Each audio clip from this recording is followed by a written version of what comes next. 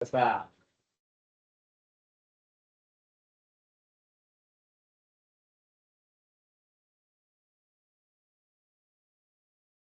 Now, class is going, and let me be very clear about something.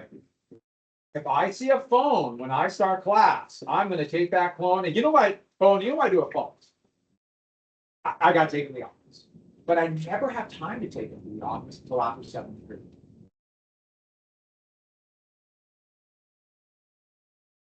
I don't want to see a phone. And I saw this. I see it from the other day. Not again. Let's see it. Put them away. All right.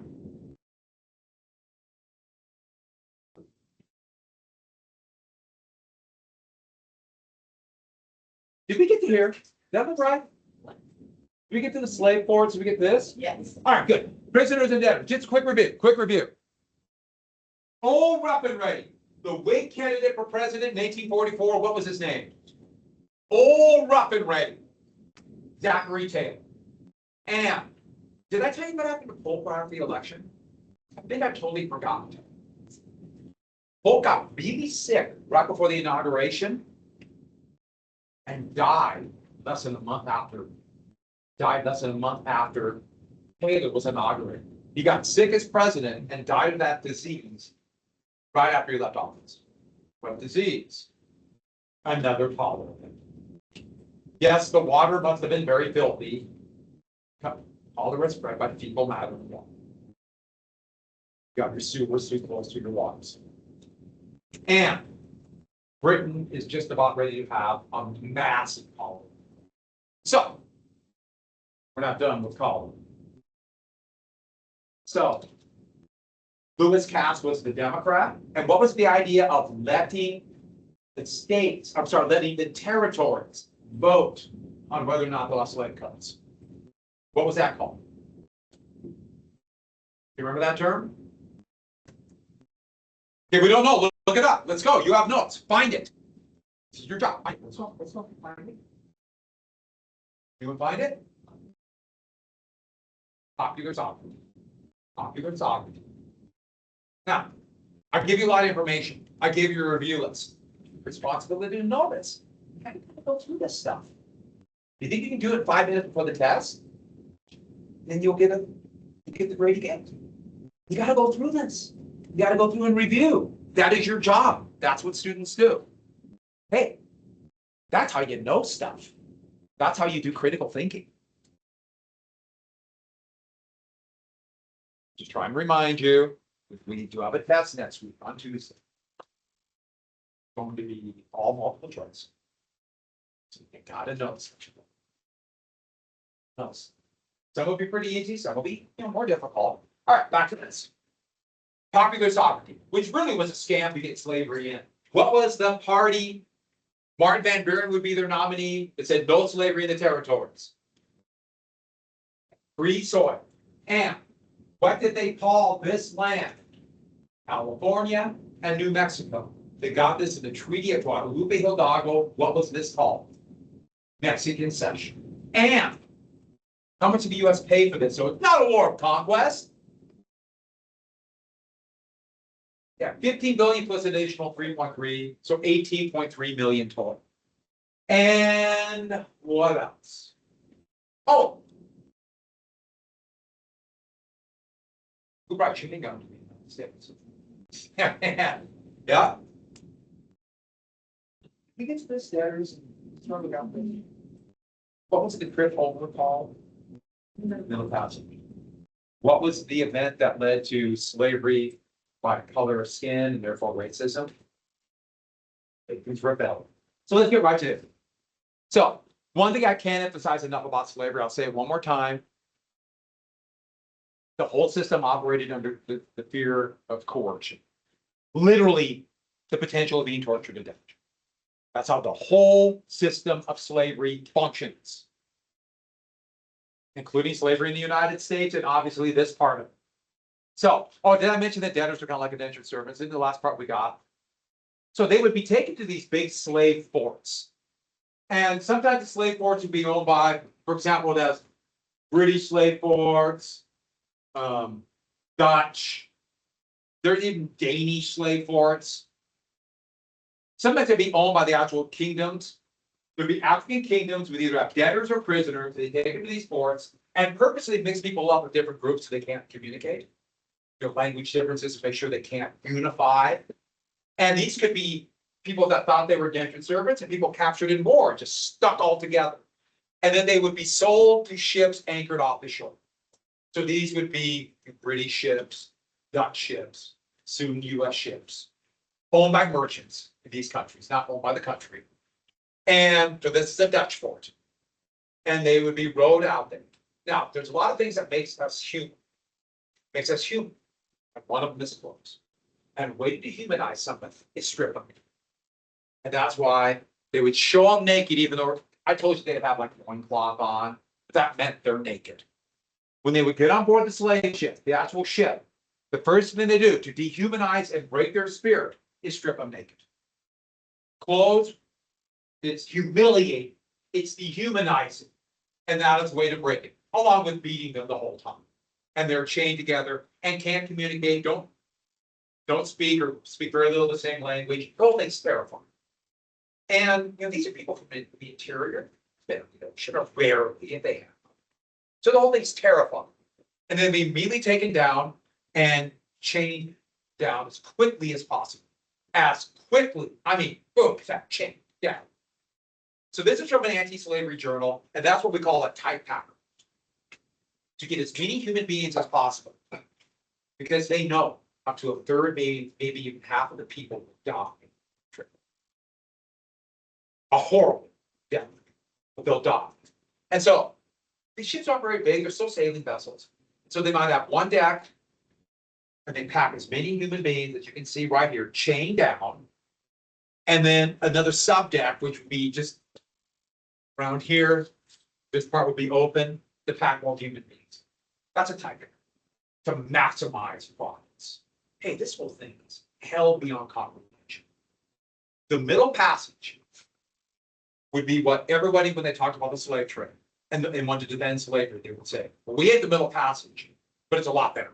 That's actual slaves. So pack them down here to maximize profits.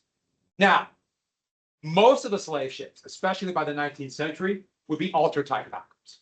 So here they are chaining them down, and then they'd be chained at this city and have a deck right above them. So they estimate 3 deep, 3 inches. That's enough time to sit. Or this would be more common, where they would chain their wrists to their ankles, put them down in the squat position on their knees, so they can't move. It's torture, but you can't really resist because you're in that horrific position in all your just in pain. And pack as many human beings as possible, and then go leave. And once they start sailing away, they would not let them out of that position for at least 3 days. Not moving in that position, and yet they don't get a bathroom. Why 3 days? They should be out of sight of land. Because that would be terrible. Sea land, that's what you're taking out, you're out. And they're seasick. It's misery beyond comprehension. Just in filth. 3 days they bring them up.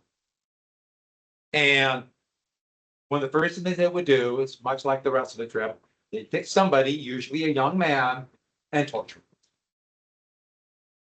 Why? Don't rebel. There were rebellions on these ships. They have the shock value, and then they do that. The shock value. And this is from an anti-slavery journal, so it shows the cackling slave. Once again, that's naked. And here's another picture being brought on board, same deal, naked. And they would bring them on board the deck in groups, and they would make them move around, get the blood flowing. Because if they stuck like that many more days like that, they would get so ill they couldn't, if they want to make money. Feed them, etc. They usually had cannons, small cannon on them filled with grape shot or something. So in case of rebel, just fire it into them. Any kind of chance of rebellion. And see a couple people within a rice gruel feeding them. Remember the fornication laws? And I told you what was going on with slavery. See that? The crew would do whatever they wanted to the female slaves. That was just what happened. Once again, horrific beyond comprehension. And the whole thing is just keep the shock value going and then throw them back down. Here's another picture. And this one doesn't show up, so I want to be able to see it, but they would put netting all the way around the deck. And this one tells you why. You see it?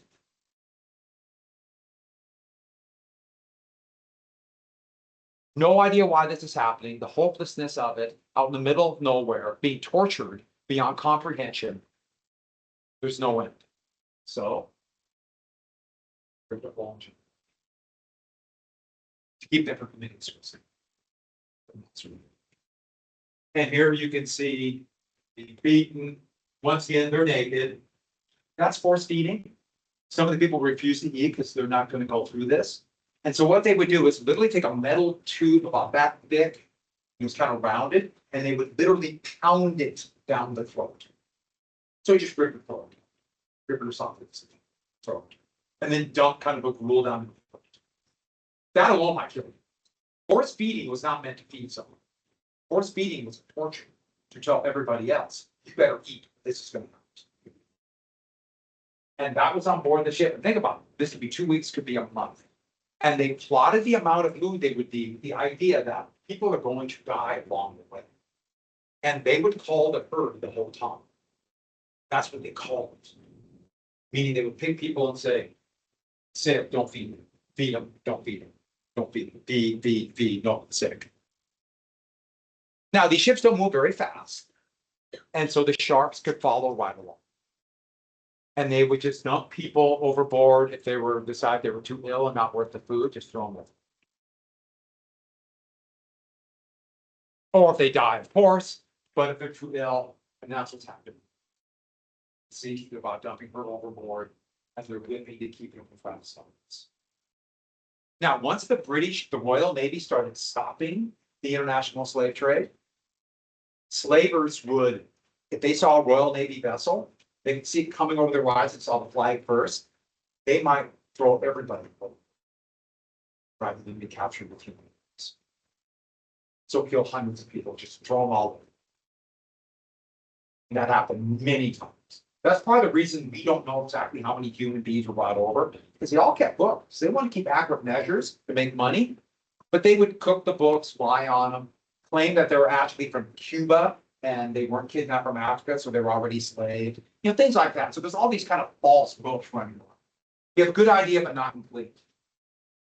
I can't even comprehend how horrible this was. I mean, it's beyond belief. That's part of the reason why people like Thomas Jefferson can say, see, we got rid of the international slave trade. We're not such bad guys. Now, when they would arrive, they would immediately be sent to market. So you see, here's a ship coming in, a cargo of 95 prime Melbourne Negroes, 39 men, 15 boys, 24 women, 16 girls. The most valuable would be young men, but the second most valuable would be young women. Why young women? Not only get a lot of work out of them because they're still very young and strong and fit. Children, we've got with the fornication laws, make more slaves. And they'd be taken and made to dance immediately to show that they're fit and spry and not hurt from the trip. They're going to be covered with scars all over the chains and everything else. So they would take lard and make them smear lard all over their bodies right when they got off the ship, because it hid some of their bruises and made them look healthy. Now, that doesn't, to me, sound like it would make them look healthier, but it does hide imperfections. It makes you look a little bit more fit or muscular. And here, poking and prodding, once again, they're naked. It's, you know, that's, so the humiliation of that must have been incomprehensible. And then sold into slavery. Here is a slave market in Augusta near Charleston, or near Savannah, Georgia. Of human beings just brought off the boat and sent right into slavery, and they would go into seasoning that first few months onto the plantation. And I'll tell you how they taught them how to work on the plantation in just a second. That was the middle passage. And it was beyond comprehension. There were a number of ships that did report, and a few were the actual, those poor kidnapped people took over. Should have. They showed no mercy to them. Part of the reason why slave rebellions were so horrific. They also knew they showed mercy. They probably betrayed and tortured. There's no mercy. One ship called the Amistad actually were Africans. They were sold in Cuba, but they were kidnapped from Africa, and they were going to go up to South Carolina, and they actually took over the ship. I'm sorry, they're going to another part of Cuba. They took over the ship, and thought they were going to go back to Africa, but they left one crewman alive and betrayed them. Eventually, they're leading them north, and they found captured by the United States Army. That was 1831. I'm going to pick a few movies you can watch for extra credit during Christmas break. And one of the fantastic movie, I'll talk a little bit about it, but it's called The Amistad. It's kind of unreal how good it is. No, I don't know where you can get the movie. You're smart, you can figure that out. Could be, I don't know if it's streaming on watch. Yeah, but it's so good. All right, back to this. Oh, it is rated R. Since I am in a classroom, for stuff you'd have to have a note, we got an R rating, which makes sense. You know, we understand. But even if you're 17, it's still school. I have to do this. Get what I'm doing. All right. Great movie. So let's get into a little bit. Oh, 1808. That's when they banned the slave trade. The thought was slavery would diffuse out, but that did not happen. Actually, even after they banned the slave trade, a bunch of human beings were smuggled in. So diffusion turned into, instead of spreading out slavery to get rid of it, spreading out slavery to save it. So these are kind of review. That's the middle passage. And let's get into the culture, the economy, and the sun. And we'll do the economy first. And I can't help it. This is the way my mind works. I focus on economics more. And I know some historians in some classes might focus on the cultural part. It's just not me. So if you're more interested, I hope I just trigger enough for you to, keep doing this on your own. But I focus on the economics. But there's one very important thing about this picture. This is supposed to be enslaved people in their slave quarters. And how do they look? What is their mood just by looking at this picture? Do they look like repressed slaves being held for the rest? They look kind of happy, don't they? Gee, I wonder if that will be a myth down the road. Maybe a defense of slavery down the road to say that slaves are actually happy. One more thing, what instrument's this? Banjo's an African instrument. So it came over, was made by people who have words, the banjo.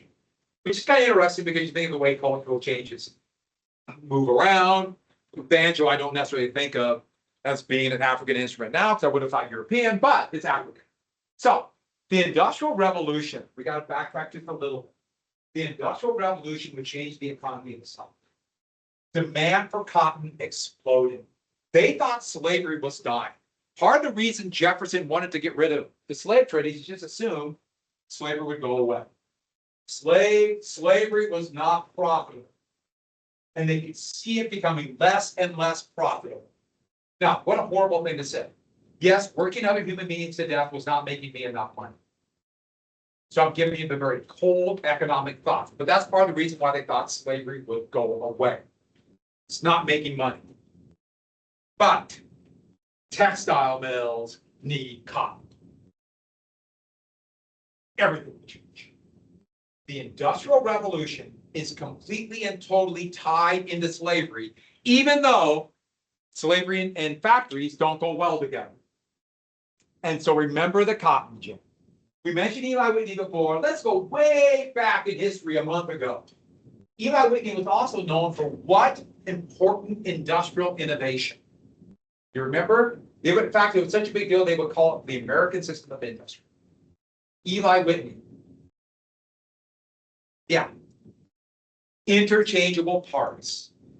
So I told you the story about how he basically conned Jefferson into believing he had machines to make musket parts.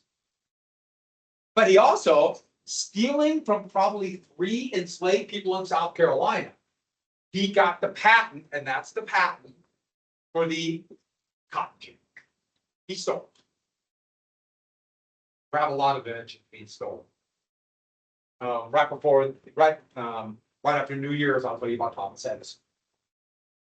Hey, that's all corporations. Almost all inventions are done by people working for corporations or corporations. So back to this. Eli Whitney. The cotton gin was such a big deal for this important reason. It did the work. One person could do the work of 10. And by the Civil War, one person could do the work of 20. That means now slavery, it can meet the demand. So let's go. This picture you can't really see. There's a big wheel you turn with brushes on, or with big books on them, and then another wheel with brushes. So let me go to the next picture, and that's what meet the demand. It would meet demand, and demand for slavery would skyrocket. Because think what happens. Now, if slavery wasn't profitable, if you get 10 times more work out of one slave, it's profitable. Now you're making money. So let me show you how it works. This had big bristles on them, big hooks and bristles. Short fiber cotton had a little seed about that big. And you literally had to, by hand, pry it open and pull the cotton fluff out. Now, this is where the seed is. And the seed is going to break open on its own, but if you wait too long, the cotton will begin to basically disintegrate. So you got to do it at the right time. That means you have to break it open. Think how long that's going to take. These are hard seeds. Break, cotton fluff, break, all that work. Instead, you dump the seeds into here. Pretty soon they're going to be massive. And turn this wheel, turn it, these prongs that stick out will literally begin to rip those shells apart. And using gravity, the shells will fall down. And then it will go to the next stage, which will turn these brushes. And these brushes will take off the rest of the seed, and what you have coming out the end, cotton fluff. And once you have a small cotton gin like this, you start scaling bigger and bigger. They still use them today. So anybody wear cotton cloth? This is cotton. This is cotton. That came from it. They went through it. Now they're big, massive things run by electricity. Then by hand or water pump. And look what the cotton gin did. Now, let me backtrack. Without the Industrial Revolution, this wouldn't have meant much because they need people to buy their cotton. So they just go, that big cotton, you have big mounds of cotton. Now what? You need demand. This is an important thing. No one's just going to produce something if there's not a market for it. No one's going to increase supply unless there's demand. Did you hear what I said? That is an economic reality. People aren't just going to take whatever money they have and say, hey, let's just start building stuff. No one is going to start a business unless there's somebody there to buy it. Everyone catch what I said? And if that sounds obvious, well, it should, but that is a very important economic reality.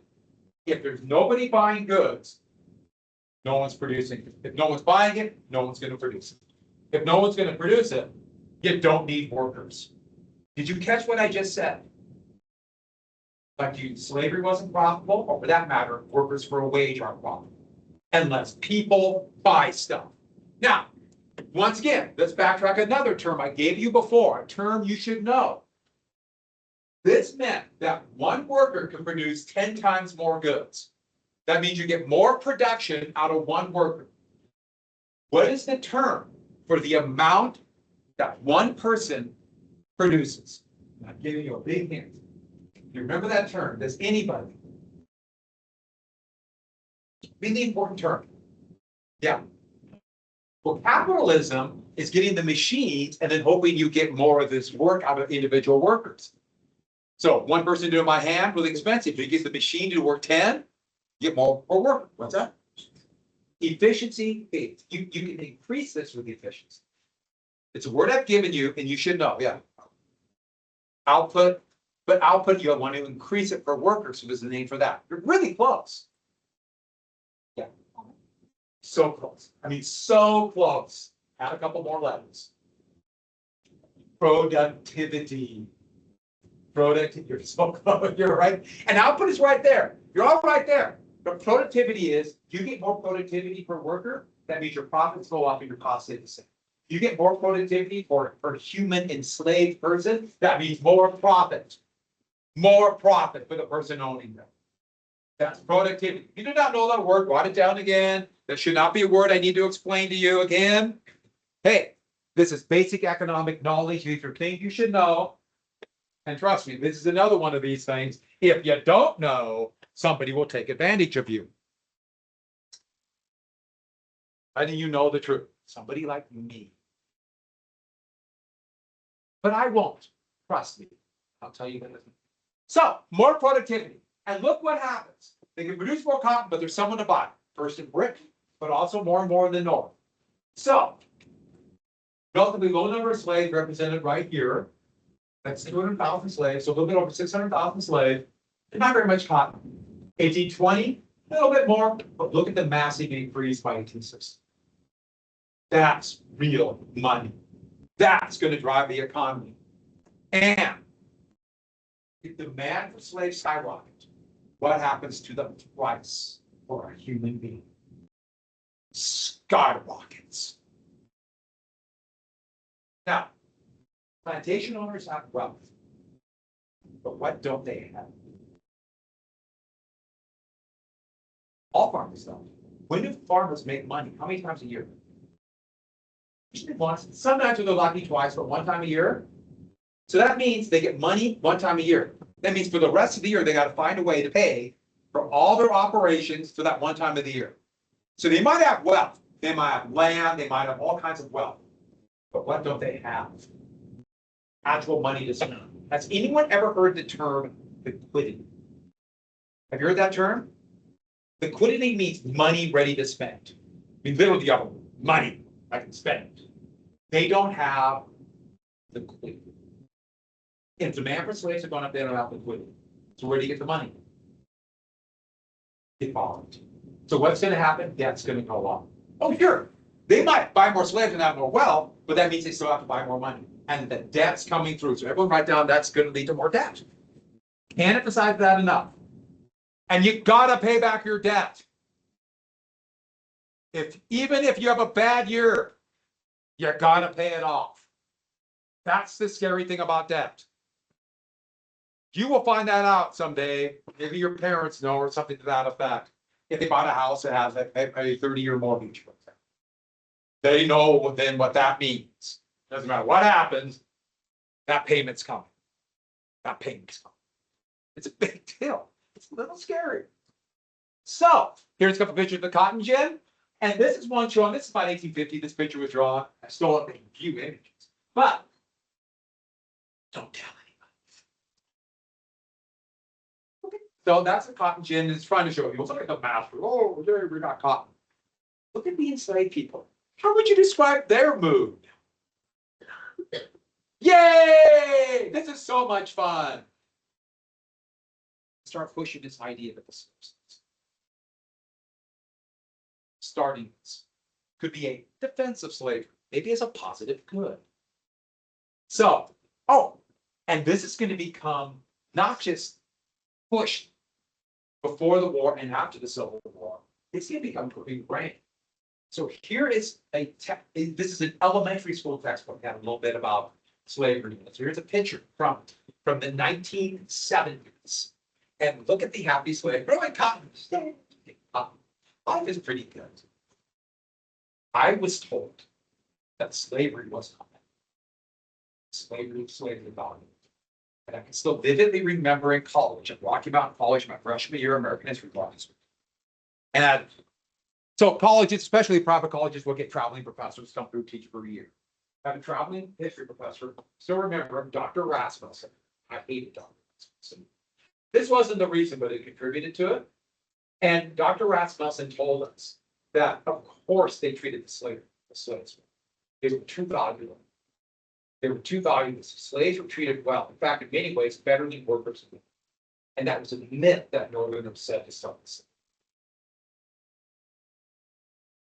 I should add, I hate to stereotype people because stereotype is really mindless.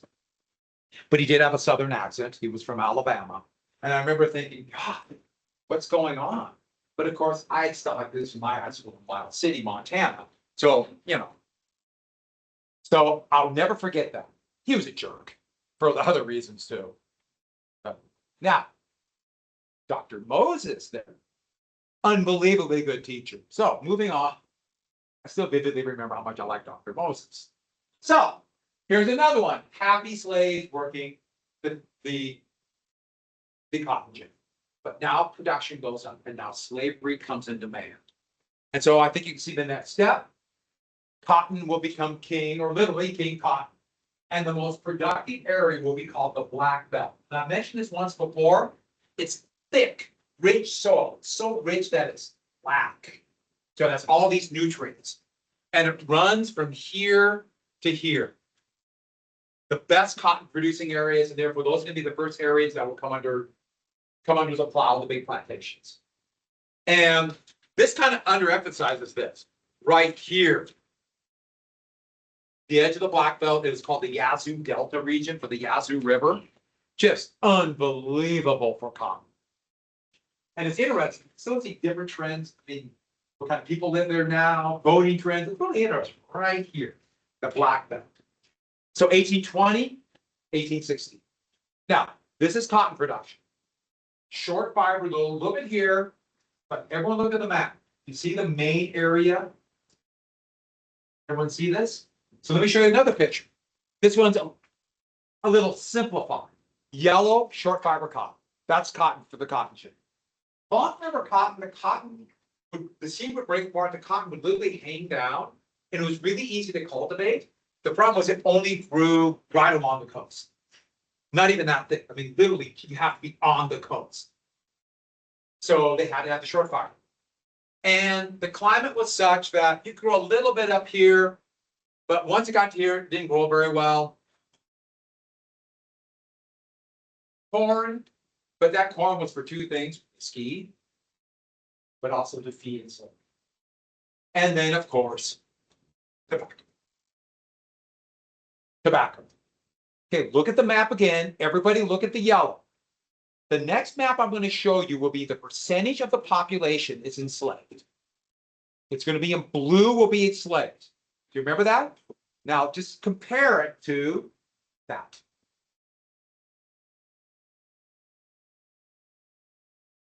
You see why I showed you that? Look at the percentage of enslaved people in each of those states.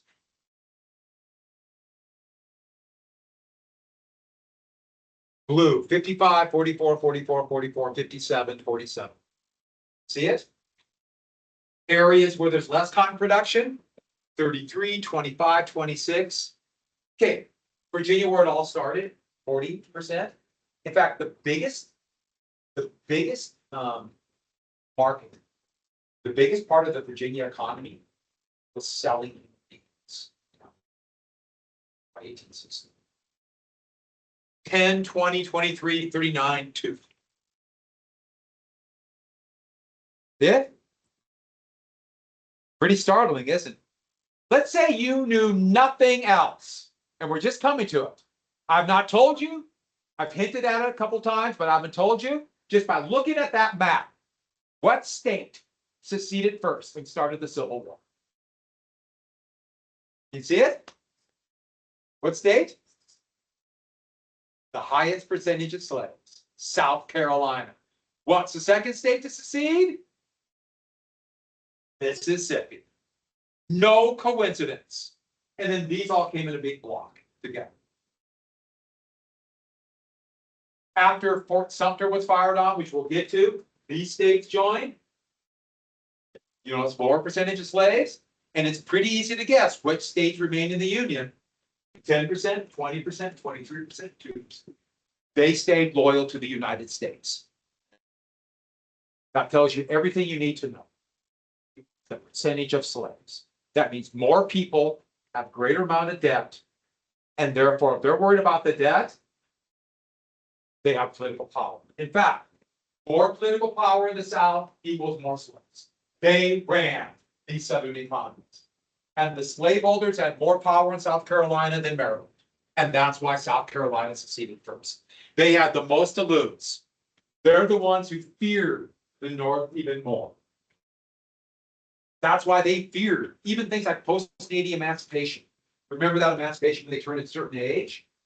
Virginia and Kentucky both had votes to go to post-natal emancipation, and they both failed. Kentucky in the 1740s, and it was close.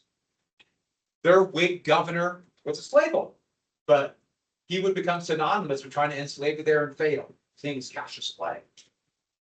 And they tried to get rid of slavery and didn't. That became a very popular name among people who name after him. The most famous person I know that would be named after Cassius Clay, born in Kentucky. Well, most people know that he changed his name in the 1960s after he won the heavyweight boxing championship of the world. His name was Muhammad Ali. His name is Cassius Clay, and he was named after the guy who tried to do post-natal emancipation. So most of you probably heard of Muhammad Ali, arguably one of the top 2 or 3 athletes in American history, 3 or 4 for sure. Yeah, named after them. So kind of interesting how little facts kind of come together. So, and then don't forget, what's the greatest fear of slaveholders? And where is the greatest percentage, or where's the greatest, what state has the greatest chance of slave rebellion? Does it all kind of make sense now? The higher the percentage. So this literally is a slave. It's ran by slaveholders. The whole system operates for these big slave labor camps, plantations. It's all designed to keep those slaves there. Militias, slave hunters, bounties, and laws to keep slavery and make sure nobody says anything abolitionist. Yeah. Free. So, free people of African descent, freed slaves, but not all Africans, freed slaves. Because remember, a lot of slaves were still descendants of American Indians, they're still pigs. And then virtually everybody who has a descendant who's enslaved has European ancestry too. Fornication laws. So, by 1860, over 57%, so almost 60% of all exports, I didn't finish, cotton. Almost all of it's going to Britain. And so look, 7% in 1860, cotton mill or textile mills explode, 1860. That's why the South thought they would win the war. They thought they would win the Civil War because here. But it's more than that. But that's the first big reason. They thought Britain could never let the textile mills go. Textile mills shut down so they can't get cotton. Yes.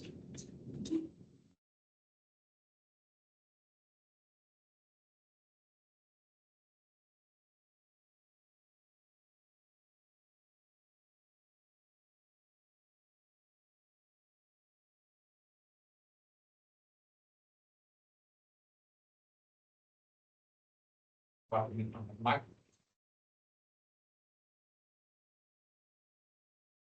if it's just something like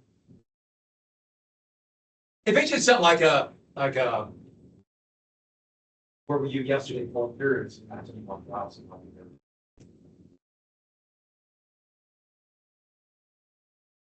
Okay, moving on. All exports, yeah, there are manufactured goods. But look at the gap. That's cotton.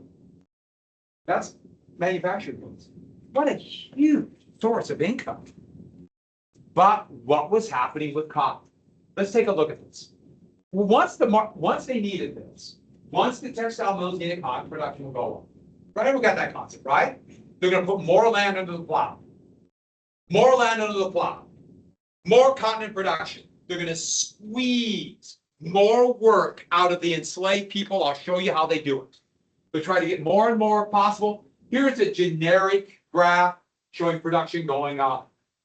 And it's supposed to be 1860 all the way up the years 1860, 1820, etc. But statisticians do this. It's actually a lot messier. The graph kind of go, the numbers actually kind of do like this. This is actually a little more accurate. Then they just give it a trend line. So that's the trend line that statisticians use. It's usually messy. But gradually, think about what's going to happen over time. The textile mills want cotton. But you know, how much textiles do they need? Demand will keep going up and eventually it'll quit going up. But supply of cotton goes up. So if supply of cotton goes up, what's happening to the cost? What's happening to the price? If the price begins to go down, even if all the mills are buying it, the price begins to go down and they can't make as much money. Oh, sure, they're selling more and the actual dollar value is going up, but the individual price per bushel is dropping. Now, think about if you're a cotton producer. You made all this investment. You bought land, bought human beings, borrowed money, and money's pouring in, but you still have debts to pay. And the price begins to gradually go down. How do you feel? Even if you're still doing good today, the price has been going down. It's a trend. How do you feel? One more thing. Look at the last. Look at the burn. This is about the same amount in the Ottoman Empire, and Egypt, and India. But they just started world labor. Short fiber and cotton. So what's happening to the worldwide supply? Up, and what's happening to the worldwide price even more? Going down. So you're feeling very, very, very, did I say very enough? I think one more very. Very insecure. They're making money, but massive amounts of insecurity.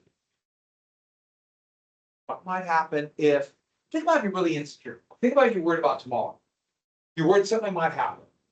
And you know that feeling when you're going to take a really hard test, you have no idea what's coming up, and you have your mind, oh my God, I'm going to fail. I don't know any of this stuff, I'm not prepared. Doesn't your mind just start racing? Just imagine an entire section of the country thinking, oh my God, what happens if tomorrow something happens? What happens if we saw those elected president? They begin to curtail slavery. What happens if they start taxing the sale of slaves? What happens if it's an abolitionist? What happens? They just keep going on. Heck, what happens if there's an economic panic again and people quit buying textiles and next thing you know, no one's buying cotton and I go broke? What happens? And they become very insecure. So I have a list on your sheet called, I have something on your review list saying top cotton and industry. This is what I'm talking about. This time. And there's no industry in the South to pick up the slack. They didn't have fast moving streams. And therefore, by the time they started making money, almost all the money that would have went to capital. Remember, capital was the machines. It got poured into slaves, got poured into land. Heck, they might have even invested in factories in the North, but they don't have factories in the South. So that's one of the few, that's an iron works, the Tredegar Iron Works in Richmond, Virginia. There's almost no industry. And if there's no industry, do people in the South want a tariff or don't want a tariff? Tariffs raise taxes and therefore prices of imported manufactured goods. Does the South want a tariff? No, because they don't have industry to protect. So they're anti-tariff. And that means they're anti-tax. Now, do you remember the American system? The American system had internal improvements. We would call that today like infrastructure, roads, canals, railroads, with government aid. That means the South is going to be anti-internal improvement. There's not going to be roads. There's not going to be soon as many highways or public buildings. Why? Taxes. And that can be a tax on slaves. You find that today. If you go down to the South, there's not as much infrastructure anymore. You don't find as many just basic things that you think about, like the sidewalks. Just not there, because that's taxpayer money. They're just not there as much. It's really interesting, especially in certain neighborhoods. Into this. So this is all about the economy. And therefore, they're going to be very much opposed to many of these things. While in the North, they're building industry. There's factories, but not just that. Finance. That's where the people are going. And even though there's wealth in the South, it feels like there's more wealth because the North has future wealth. The North is investing in capital that will reap immense bounties down the road. If you look at the value of manufactured goods by 1860, $1.5 billion in the North, 155 million in the South. Look at railroads. 70% of all the railroads are in the North. Why the South won't spend the money on it. This might be a big issue down the road. It's a 32-to-1 advantage for firearms produced in the North. I'm just guessing that might mean something after 1860. Who knows? So there's a feeling that the South is the minority. And that's why the Wilmot Proviso was such a big deal. Even though the proviso did not pass, it shows the growing economic and political power of the North because it has a greater population. And they can see themselves being squeezed.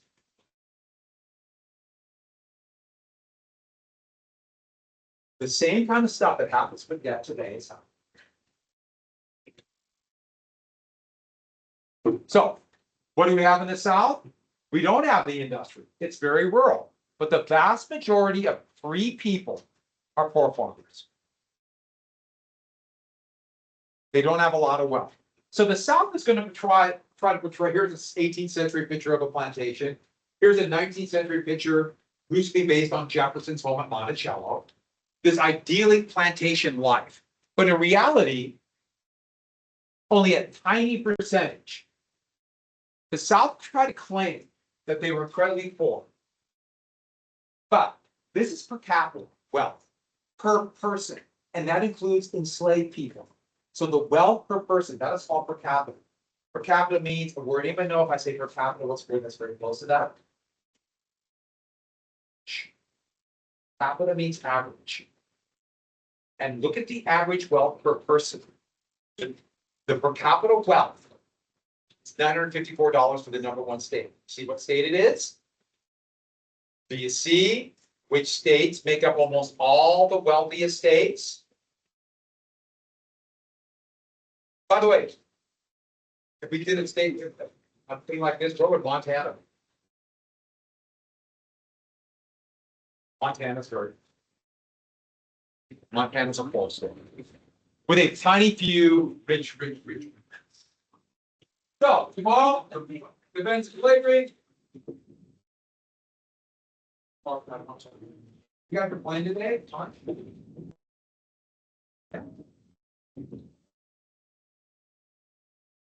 I figured that's what it had to be. Where do you play?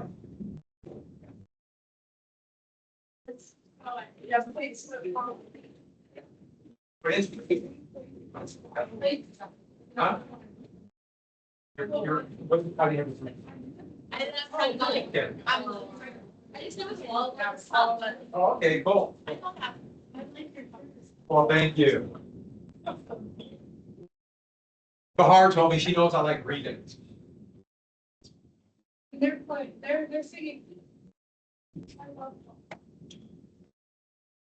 Walking, Yeah. quick, fast. Oh, I have gifts. I have gifts for everybody. I come bearing gifts. Gifts. Grab one of these. I was going to give the review list tomorrow, but I decided to just do it today, so I printed it.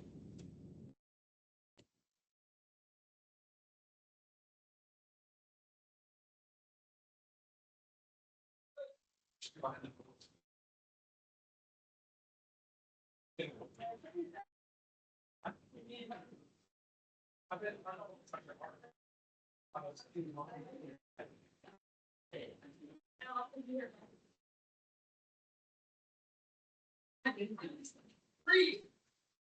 On it. I have gifts for you.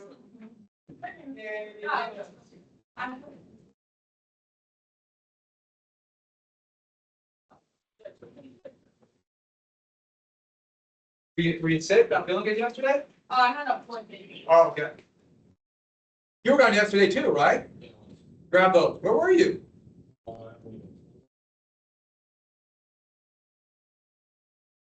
Stay away. Even if you weren't sick, stay away. Long contagious. Do you feel better though? Yeah. Good. I get. Oh, I got a frisbee. I have gifts. You're gonna have to pay. I know. Is this good anymore? Oh, it's all about my head. And.